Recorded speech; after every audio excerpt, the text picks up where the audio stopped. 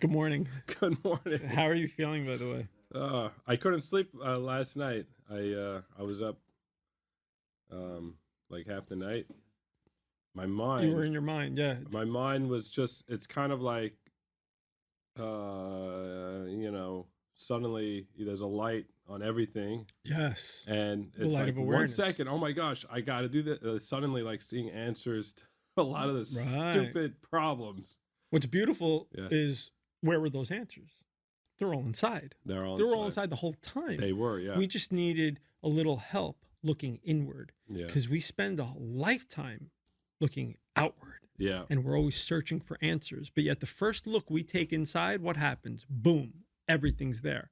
And so it's hard to shut the mind off after you come to that kind of awareness that I just have to look inside and it's yeah, all there for me. And oh yeah, my gosh, I was running around chasing my own tail, looking for things out there, coming up with all these questions, which are sponsored in the mind, which got us into the mess. And we're using the same tools to try to get out of the mess. Meanwhile, all it takes a little self reflection. And then I'm a repository of information. I can just dip in there anytime I want, and all my answers are there. In fact, if all my answers are here, then how could there be any questions? How yeah. can a question exist if the answer is present first? Yeah, well, it definitely helped that over the last a few years ago, I guess I had an awakening, or what you'd call there's all these hints that are sent to like just snap out of it, Right. you know, Constantly. constantly. So like I hit the biggest point where To date. yeah, to date, yeah, and I was like, I just cannot go on like this. Right. So I've been, doing, I've been going to therapy. I've been doing a lot of different talking things. I've also taken medication for anxiety, depression, ADHD, all the good stuff. And now you realize you need none of that. Yeah. How beautiful, right? Like how beautiful. So if you Yeah. don't mind, can we Sure. take a step back? Yeah. Because, we didn't have much conversation prior to. So I just want to get an understanding of how you came about to the conclusion that plant medicine was a pathway you wanted to pursue. What got us to that point? Well, I think the fact that I've tried so many other things, and I still had this big dark cloud What are those resting other things, just in my for stomach. my own benefit? What did you Yeah. try? So I've done everything. I've tried different therapists, some more mainstream kind of therapists, psychiatrists, psychologists. I went to, of course, marriage counseling, and Medication, then I did prescription medication. not one, but I'm Yeah, I've assuming. tried several different prescription medications. And all of those pathways that you approached seem to have not really done the trick because you were still looking for something else. Yeah. And so, if we could unwind that even a step further, what gets us to the point where we're looking for therapists and prescription medications? What was it that told me something's upside down? The funny thing is, I would have to say my wife, who is completely against this, but she kind of pushed me, you know, so much that I Pushed you to do what, if you don't mind? To what? Heal? To get better? To get no, no, no, healthy? no, no. She pushed me in this in the realm of she's pretty, she has her own I would love for her to do this, but what I'm saying, and I'm gonna have her do it at some Let's. point. Oh, no. But she I mean my like one therapist like labeled her like Forget her. No, nar no, no, but no, no. what I'm saying is that basically she is very self-absorbed, and I'm very giving. So it was a relationship of her Codependency. looking out after herself and me looking after her until there was nothing left really for me. I just completely like over time gave myself over until there was nothing left. So it got me to like, okay, what is inside me that led me here? Okay. There's something wrong. Like I don't have the right mechanisms where I just I would, okay, taking it even step back, when I was Yep. 15 Yep. or maybe even earlier, I asked my mother if I could see a therapist. And my mother's like, "Oh, no, no, no, no, no, no. Therapists are the worst. Like you don't need a therapist. You are you're the last person that needs a therapist." Because I felt this kind of dark cloud in my gut, and it was just following me around, and it weakened me. It kind of froze me at certain times where I just accommodated everybody. It was just stuck in there. Right. And And we don't want to really look inside or know how to, or it gets uncomfortable. And so we start living kind of outwardly at that point, yeah, giving ourselves up to other people's situations and things to avoid the inalienable truth that something inside is not right. yeah, yeah, yeah. So, I I was definitely conditioned to. My father died when I was 10, and I was like conditioned to really like take care of my mother, and like I wasn't allowed to have any feelings or any problems or whatever. So it all definitely all got stored up in my gut, and I just had to put up a happy smile and take care. At age 11, I'm writing checks, paying for the electricity bill so it doesn't shut off. I did what had to get done. And I was very much, into problem solver, not focusing on the problem, just moving ahead. But what happened was all this stuff stored up in my gut, Right. and I felt it, Yeah. and it weakened me severely. So you felt it around 15 or so. I started really feeling it around 15. Unfortunately, I didn't have the right people around me to point me in the right direction, and so then I just went to numbing it. And even if you did have the right people around, they might not have had the tools Yes. or the pathways to go ahead and do that. So, they could have been great and well intentioned, but ultimately a tool that doesn't exist to them, frankly, doesn't exist. They can't pass it over to you. They can't teach you how to use it. Yeah. This is a problem. We don't have a lot of ancestral wisdom that's coming down the pipeline that helps us look inward. And especially coming up in a Western society, all our solutions are out there somewhere, and there's always a pill to be sold that will help us figure things out because we don't have the training. It's been completely cut off. Yeah. So carry on. So 15, you recognize this. It starts to pile up. Anything that's not expressed, anything that's not dealt with, will continue to pile up. So it's piling up. You're feeling this. Life's going on. You're lending yourself kind of to the outside world because that is the kind of egoic pathway to maintain a level of comfort where we don't have to go inside and get uncomfortable to actually deal with the source of it all. Yeah. And where does that take you? That takes you to various forms of therapy. How many years later was it prescription medication? Well, the first time I tried it, I must have been in my low 20s.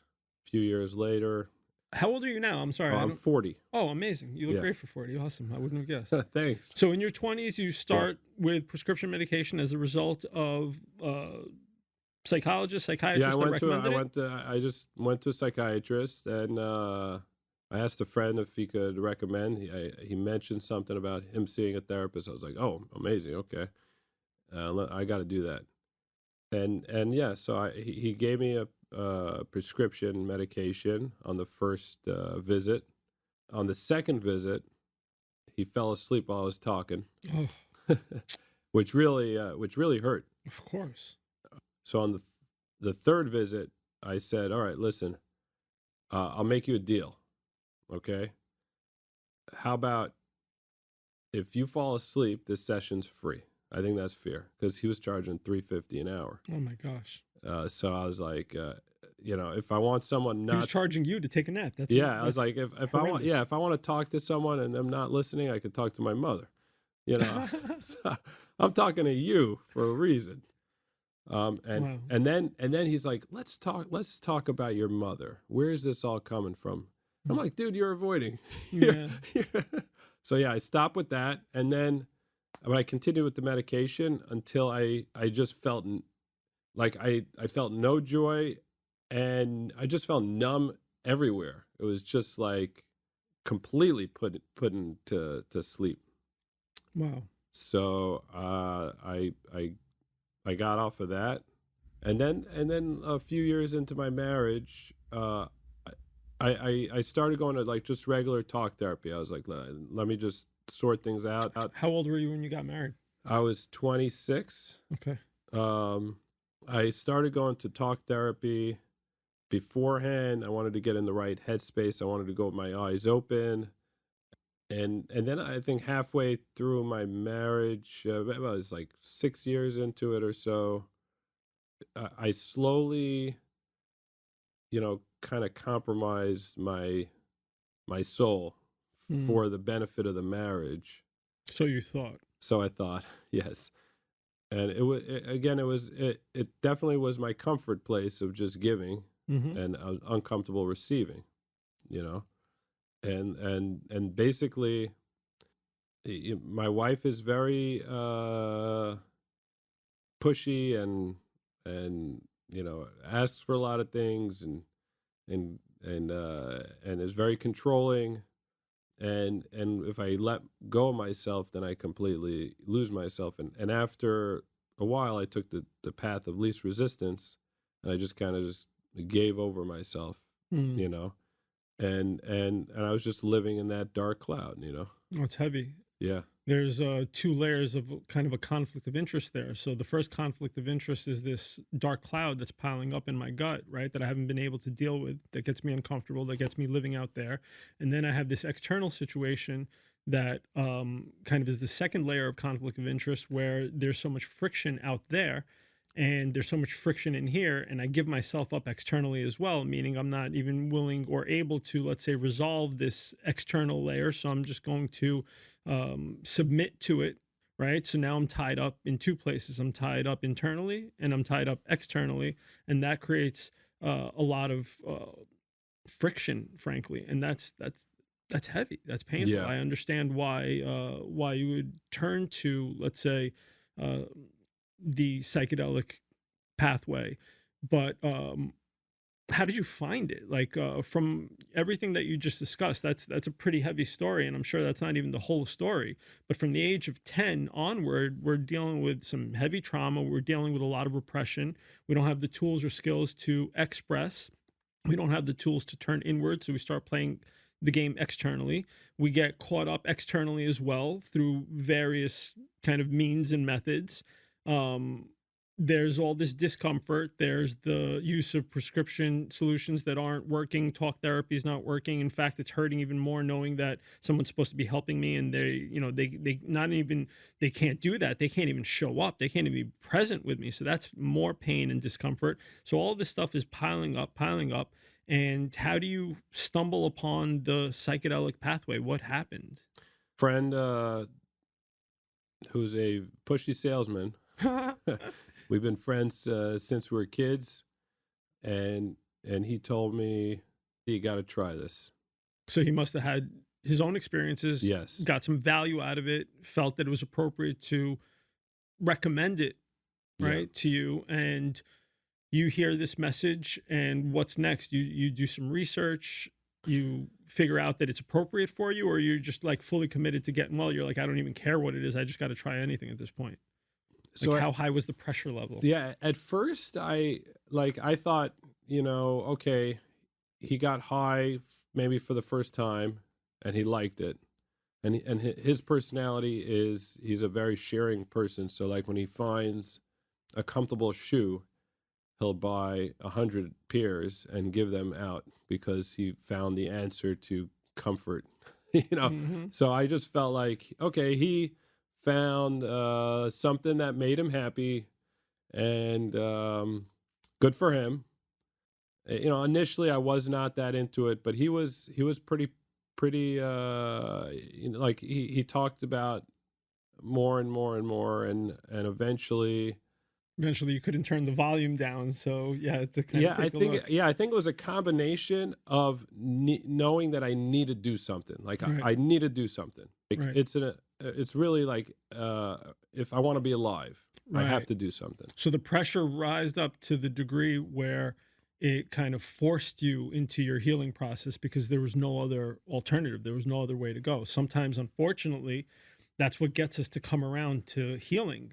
We have to have this great discomfort. And until it gets so kind of pronounced, until it gets so pressurized, we don't necessarily look to start that process. So as uncomfortable as it is, it delivered you to the point where you're ready to kind of look at every potential pathway. And here you have a close friend who is recommending it, and you're taking it seriously now at this point because your healing is coming first. Finally, after all of these years, your healing is coming first, and you're saying, hey, I'm going to check this out.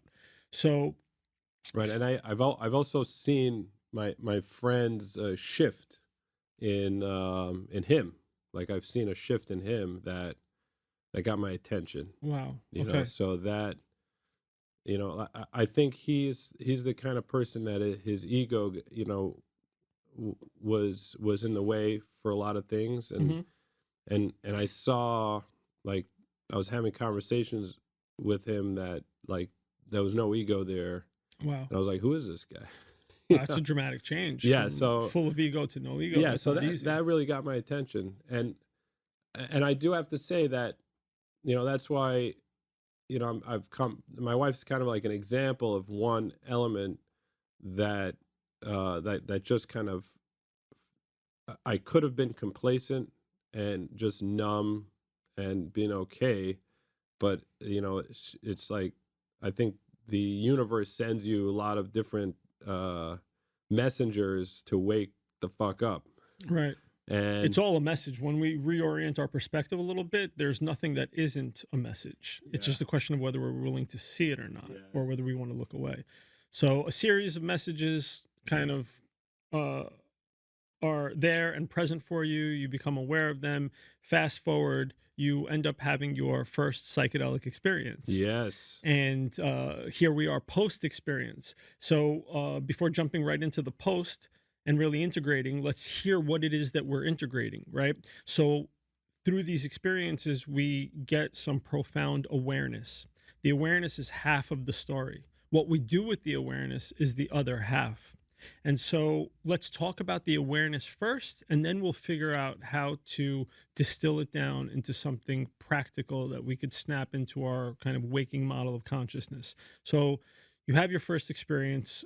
What's coming to mind as an awareness that you received that you would like to kind of explore?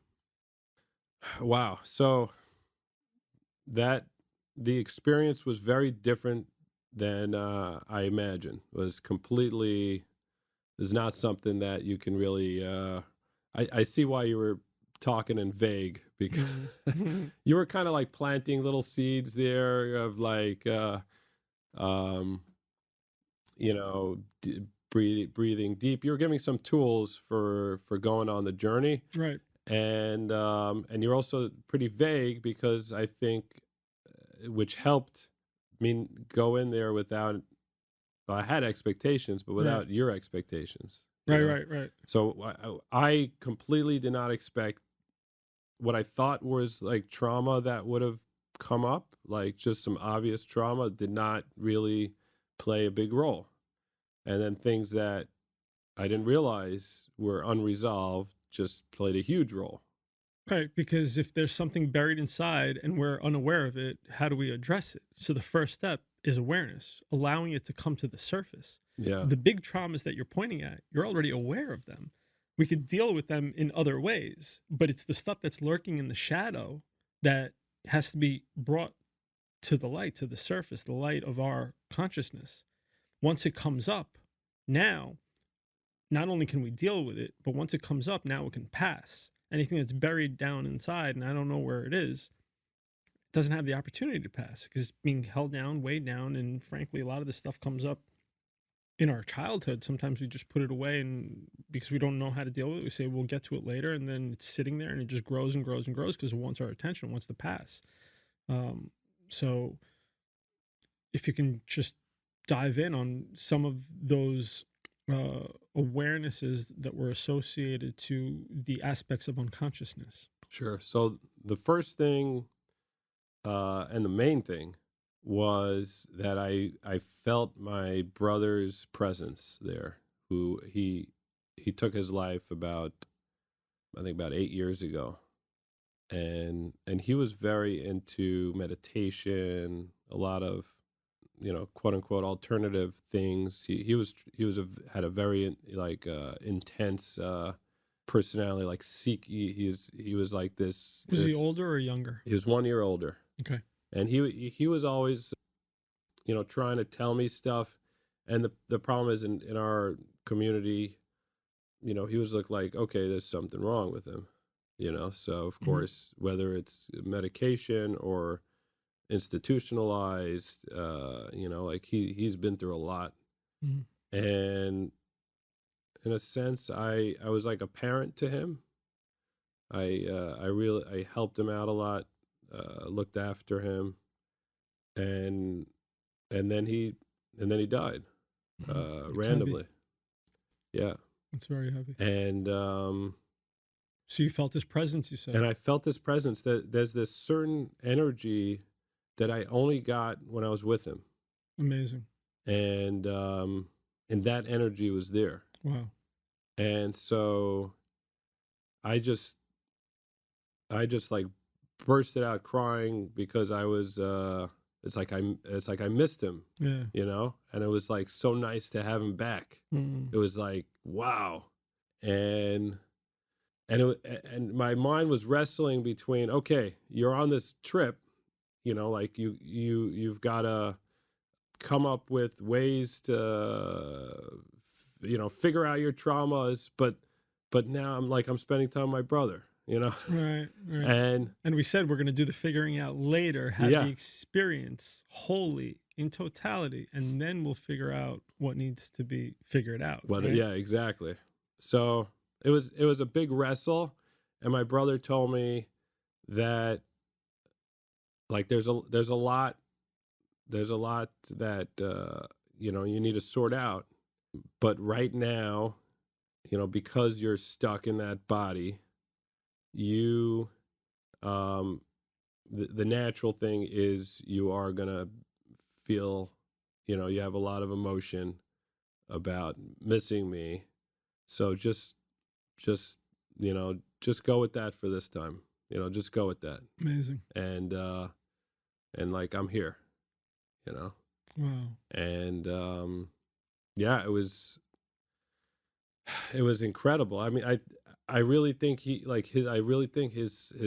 spirit was there. Like there was songs that were going on in the background there that like those songs he would have playing in his room while he's staring at some kind of wooden thing for hours, like I definitely think like he sent energy, like his energy was so strong over there. It was incredible. And another interesting thing was I kept on saying his name, and with his journeys of like he was a very tortured soul. He added, at least I'm not sure when, where, or whatever, but he said he added a fourth name, Chaim, life, to try to keep him alive or something. This is when he was in body. Yeah. Okay. So we're suddenly the friend that recommended this whole experience. Mm-hmm.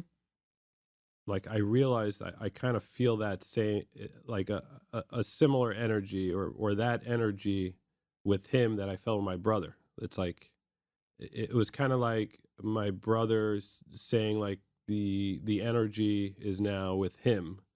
Like it was a transference. It was like I buried his body during that ceremony. Amazing closure. It was that's profound. Yeah, it was incredible. I realized it. Yeah, it wasn't really losing a brother. It was like losing a partner, a son. Like I didn't realize how deep our connection was. The reality is that you lost separation, because as he was contained within that body, he was a separate form. once the shedding of the body takes place, you recognized his presence, right? Yeah. Which means there was no more separation, which means he was right there with you. Yes. So long as you identified him as that body, you felt you lost something. But the only thing you lost was separation, which means you are closer than ever before to him, always. Yeah. You're immersed in him, in fact. But Yeah. we'll get into that Yeah. later. I'm not exactly sure what you're talking about, but That's good. I feel it. That's good. That's But the yeah, idea. it was incredible. It was like in my mind, I was like, I gotta quickly get to his gravesite and update his name. Like That's his awesome. tombstone. And he, that body is gone. The separation is Yes. gone, right? The unity is. So what else, man? That's profound all its own. Like we could dig into that, Yeah. and the fact that you came into the expectations aspect of it all, because that's really a trip all in its own, and something that is a great limiting factor, not only for the psychedelic journey, but for the greater kind of ceremony of life.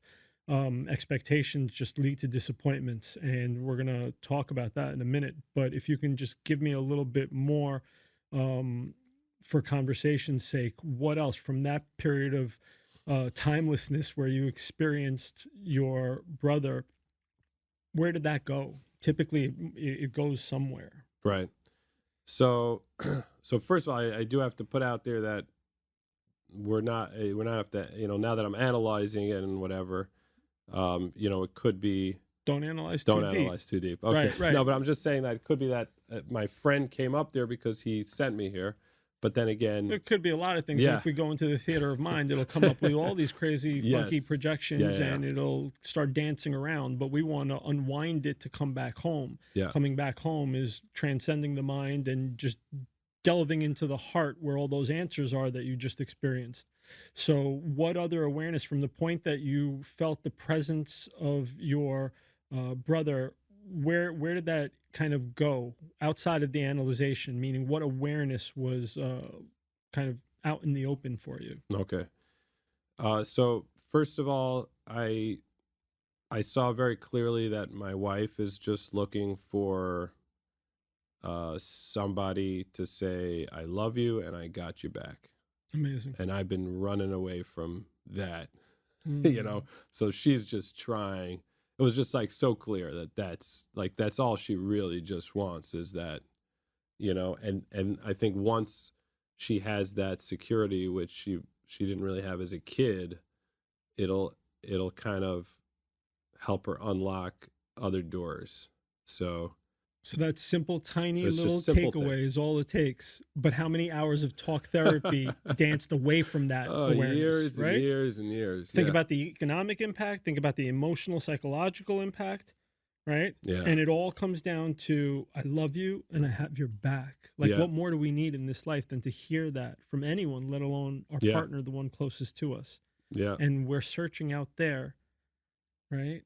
Like endlessly, Yeah. just to come there.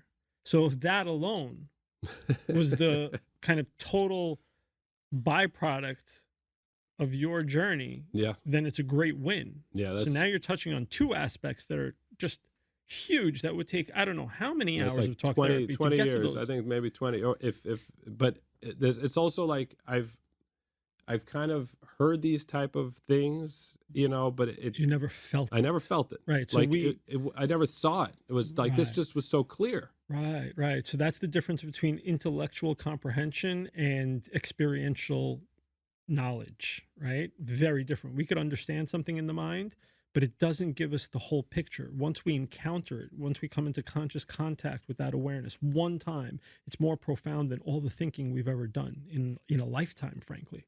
In Right. many lifetimes, possibly, if you're into that kind of thing. But yeah, you're spot on. So you get this kind of profound awareness and you can't unsee it. And it is usually simple. It's Yeah. not complex ever. Like I talk to a lot of people in a lot of different funky situations, and it's not about the complexity of it all. See, the mind is playing this game. When the ego is really wound up, it creates these complex problems. So that way it can be the problem solver. And a complex problem, it's basically telling us we need a complex solution. We have to do this, that, and the third. But really, when we unwind that kind of egoic center that we're tethered to, we realize that the truth is simple. Yeah. Like, it's so simple. It It's is simple. right. And it was right there the whole time, in Yeah. fact. We complicate the shit out of things. Amen to that. Yeah. So let's uncomplicate things a little bit Yes. more. So you got this profound awareness on your relationship, and in moments you get a deeper dive than in years of talk therapy and other solutions. Where does the experience kind of send you next? What's the next aspect of it that you can Okay. speak Oh, about? so now I'm like getting back into that mindset. So first of all, for some reason, like at the beginning, I had this like a blockage from your assistant. I think it was maybe the female vibes. It was like I was very conscious about like self-conscious, whatever you want to. Okay. It was like very hard to get out of myself because I was thinking about her, and I felt some kind of like pain from her. Amazing. Okay. It was and it was amazing how you kind of just like you were not there. You kind of just stepped out, like and I remember like thinking like I'm kind of taking a shit on you. I got to thank you because this probably is not easy to facilitate this and get out of the way. That is not easy. Yeah. So thank you. Yeah, there's an art to getting out of the way, but you're very welcome first and foremost. I'm sorry that you felt any friction within the space that you were in. The idea is to get out of the way, so much so, like you said, like my physical form perhaps was there, but you recognized that I wasn't. Yeah. But I think that led me what happened was after a while of fighting it could be the friction was just the female entities in my life, because that led me to my mother. You know? So it could be she represented, and I was just kind of. Did it take you there, And it or took is me this there. an? Oh, okay, Yeah, so yeah. cool. So an external factor pointed you back inside because you were in this really blown open space, and you recognized that anything out there is just pointing me back in here. Yeah. Right. So it was almost like a little bit of a mirror of different sorts. Yes. And you recognize that mirror and you recognize the pain within it, but instantly it shoots you back inside, right? Which is another kind of, it's another indicator of how to properly live this physical life, meaning everything we think is out there indeed is out there, but it's all designed as a message, a sign to point us back in here. Yes. Because the way we respond and react to our environment is dependent on our internal condition, meaning I couldn't recognize pain in another person unless I had pain inside, unless I've ever experienced it. Otherwise, I'd be oblivious to it. I wouldn't know what it is. So we're basically saying that the outside world is kind of an indicator of what's going on the inside world. And as soon as you were in this wide open space where the mind wasn't busy blocking and analyzing everything, you see this external condition, you respond to it in a very specific way that throws you deeper inward. And so what comes up through that understanding of this kind of female energy and pain factor that you're identifying out there, but recognizing is actually really in here? What happened there? First of all, I just have to say that, like, you have a way of putting words to a feeling. So that's I'm just giving you another look at yourself. Let's be clear what's happening, right? Yeah. So when someone gets out of the way, all they're doing is providing you a mirror so you could see yourself from a slightly different angle, right? Because we live a life through this perspective, this conditioned mind. And it's very hard for us to see other angles. Like if I wanted to see my face, I would have to go stand in front of a mirror to see my face from different angles that I can't turn my eyeballs onto themselves, right? And so when we're in these situations, when we have the opportunity to help one another, the idea is to get out of the way, to get myself, my ego out of the way, so then the person I'm sitting across from could see just a mirror, a reflection of themselves from a slightly different angle that gives them better insight and input so they could better reorient their internal perspective. Because we just identified everything that's happening out there is just indicating something that is happening in here, right? So thank you for recognizing that, but carry on. Yeah. So the journey really began by seeing bluegrass because Wait, so those two other factors that were like these profound insights, you don't even think that's the beginning. That's how profound this experience is, right? It's like you get these crazy awarenesses that took 20 years and you still couldn't figure it out. Yeah. And that's not even the beginning. That's almost like the intro to it all. Oh boy, this is heavy. Wow. There's a lot happened there. So grass, tell me about blue grass. After I took the medicine, I went outside. Yep. And I just laid on the grass for a little bit. And there was this soccer ball, and there was something nice about just like putting it from one hand to the other and just feeling the grass. And then like the grass kind of got clear and turned blue. It was like blue grass. So amazing. I took that as an indication as probably time to go into the room to lay down, right? That the flight's about to take off. Put your seat lock in the upright position. Yeah. Trade tables up and all that jazz. So, so with my mother, I felt that she was carrying a lot of fear and pain, like generation, like from Russia. Like I picked up Russia. Their fathers from Russia. Generational trauma is a thing, no doubt. But then I realized that a lot of the shame, or most of the shame, fear, guilt, and all that stuff was kind of passed on to me as an extension of her. And I was like, that don't belong to me. Right on. And I didn't like, I associated most of those stuff with getting molested as a kid, with getting forgotten in a car when I was 2. Like these are experiences that are vivid in my mind, and I thought like that was the real shapeshifter. But I think a lot of it had to do with just other people's stuff, and unconsciousness. I took it on. Right. I took on, and I just decided right then and there, like, okay, that doesn't belong to me. I'm getting rid of that. Perfect.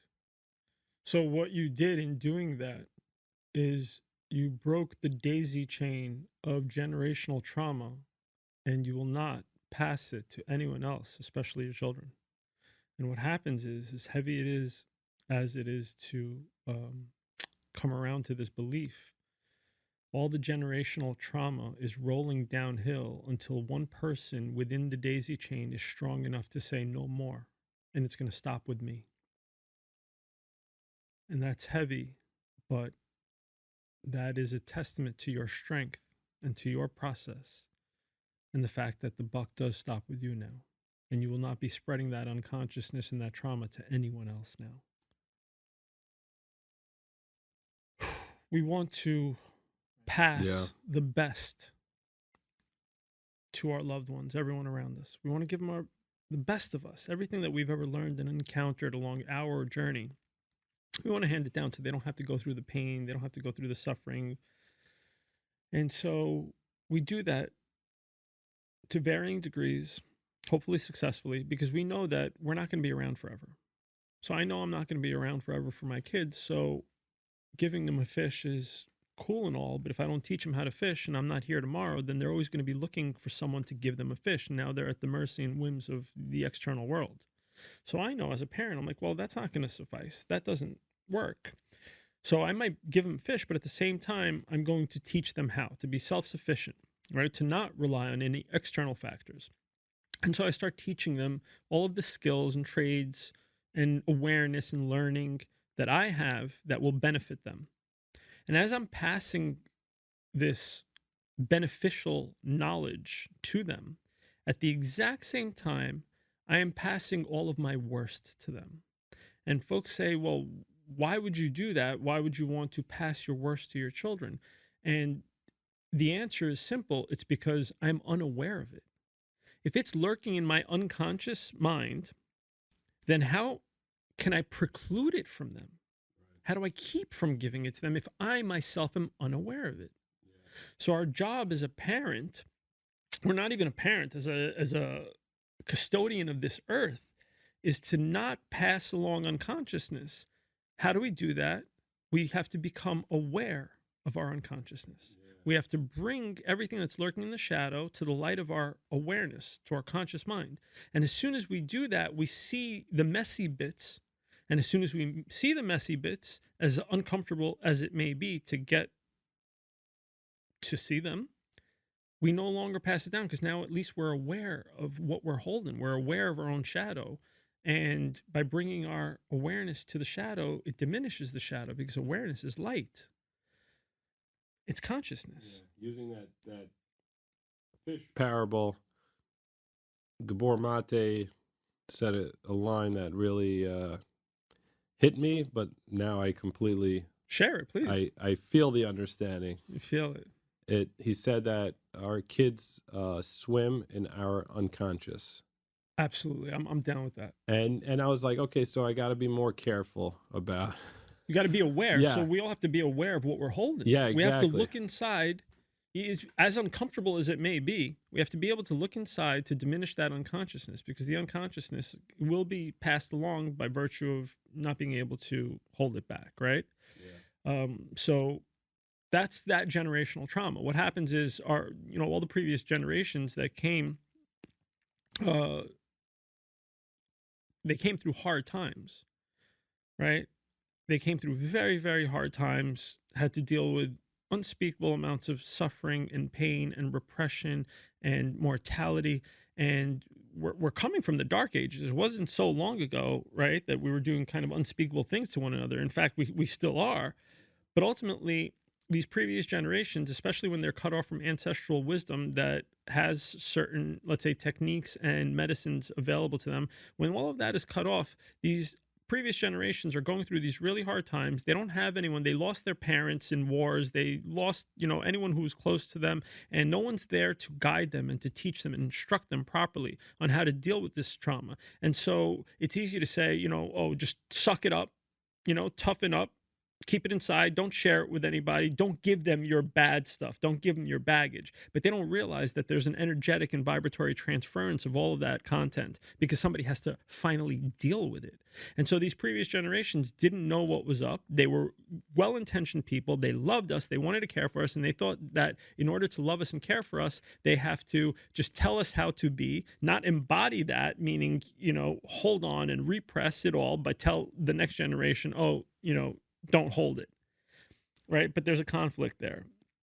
There's a conflict there because their words don't match up with their actions. And as young children, when we're very open before the ego really starts to kind of do its little dance, we're absorbing all of that energy. We're absorbing all of that vibration, and we start to embody it, right?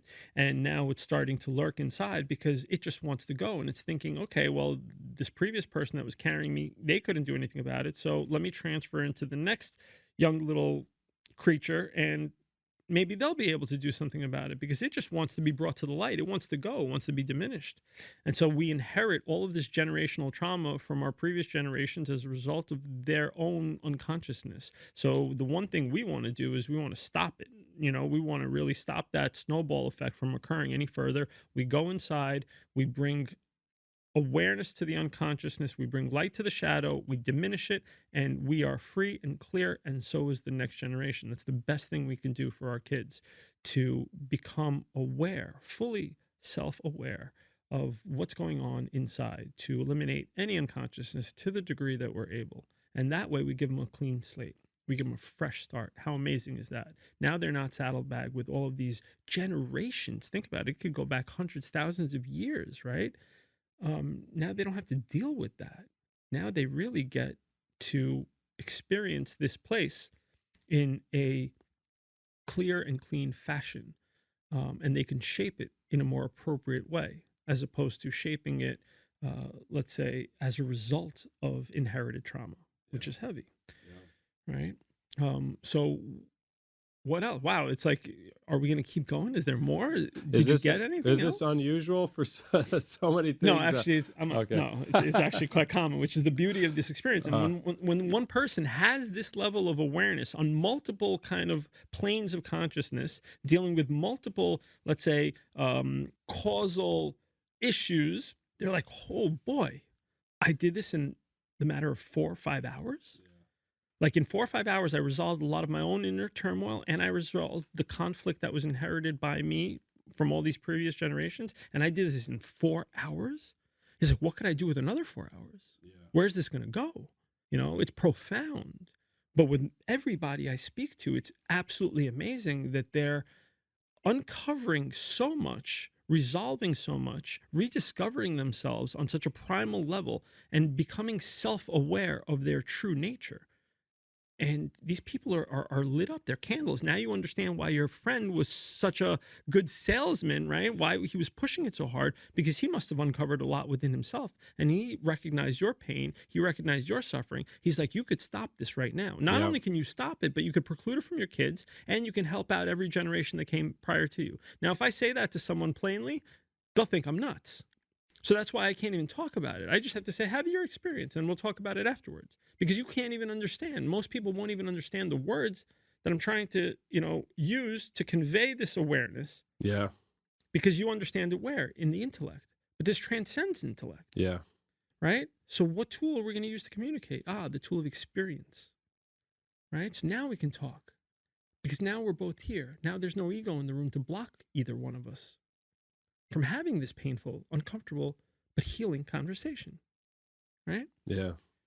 So is there anything else, honestly? Like, is there anything else that came up that was like so profound? There was a lot of nuggets. With my mother, particularly, like I saw like, like a frame of a skeleton that is disintegrating, and it's kind of like it's kind of like what held me and pushed me to where I am right now. And I saw some other, older generation of like how they've, like I saw like scars as part of trying to wake me up or wake us up.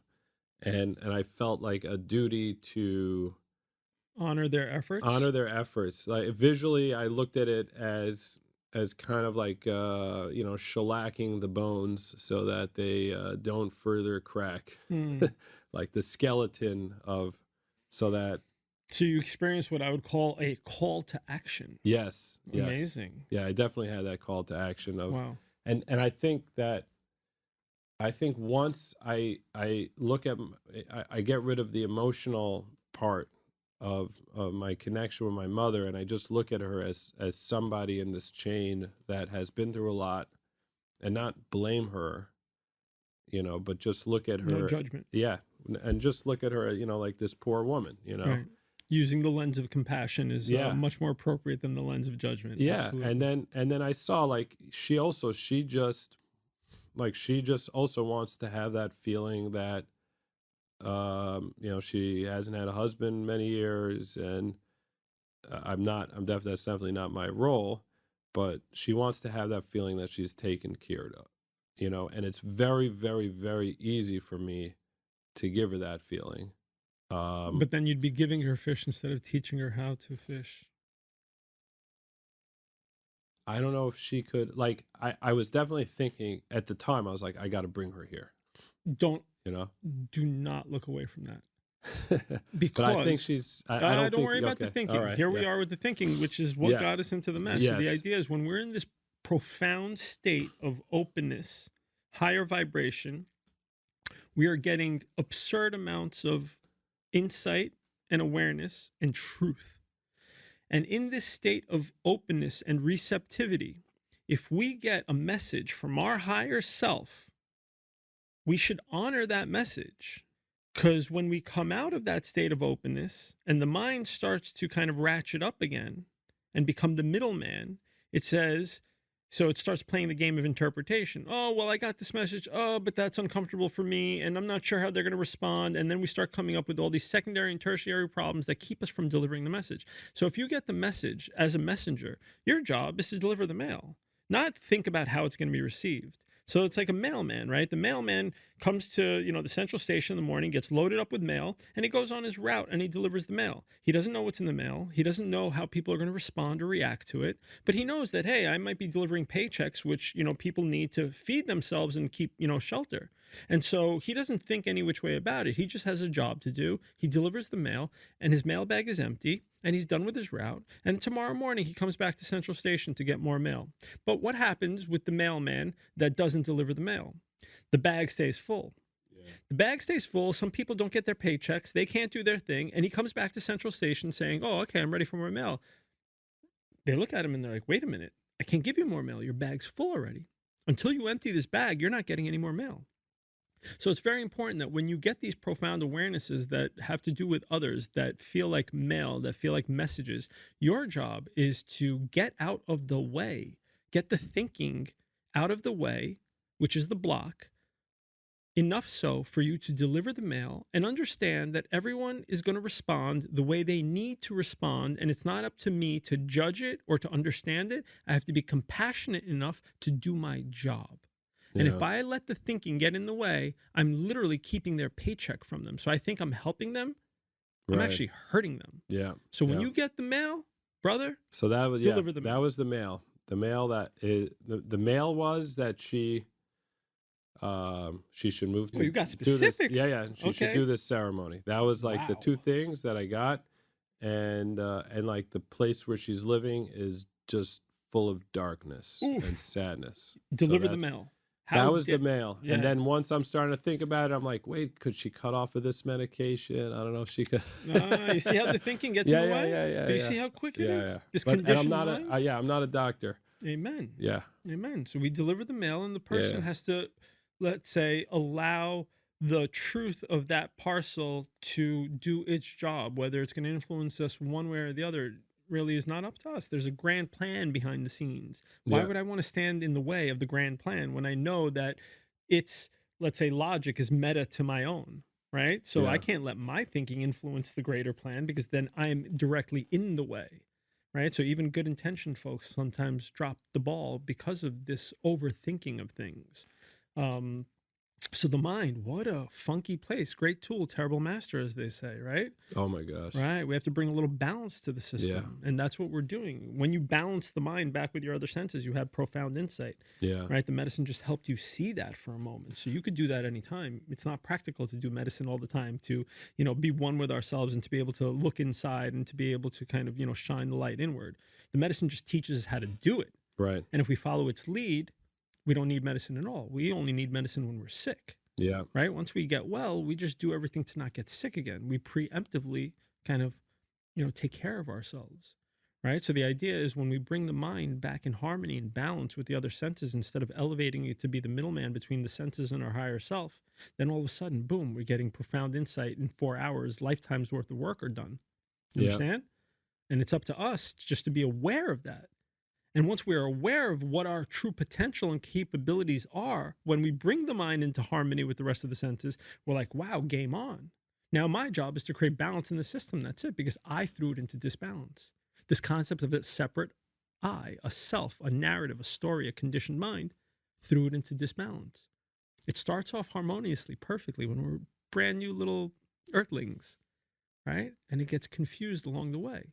So once we have this awareness, all we need to do is use every tool at our disposal, not one being better than the other, but every tool at our disposal just to maintain a harmonious state by allowing the mind, the beautiful tool that it is, to be in balance with the other tools that we have accessible to us. That's what we call the sixth sense. The sixth sense is so prized, and it's also known as intuition and instinct, and it's so prized, and it's the byproduct of lowering the mind to the level of the other senses. Because how many senses do we have? We have 5 senses. But yet we talk about the sixth sense as being so special.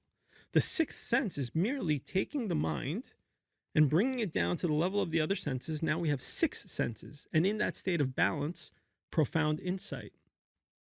in that state of balance, the awareness of the way, and no more thinking to get in the way. So getting out of the way is really just lowering the mind. Yeah, lowering the volume. Yeah. Way too loud in my mind. Right. And imagine functioning and operating through the sixth sense. Imagine that being your default mode. So I'm here to just remind you that indeed it is. If you found value in your experience, then you know your capability. Yeah. You know what's in you. And you know how to get there. And it has nothing to do with medicine. Medicine was the reminder of that. Yeah. Right?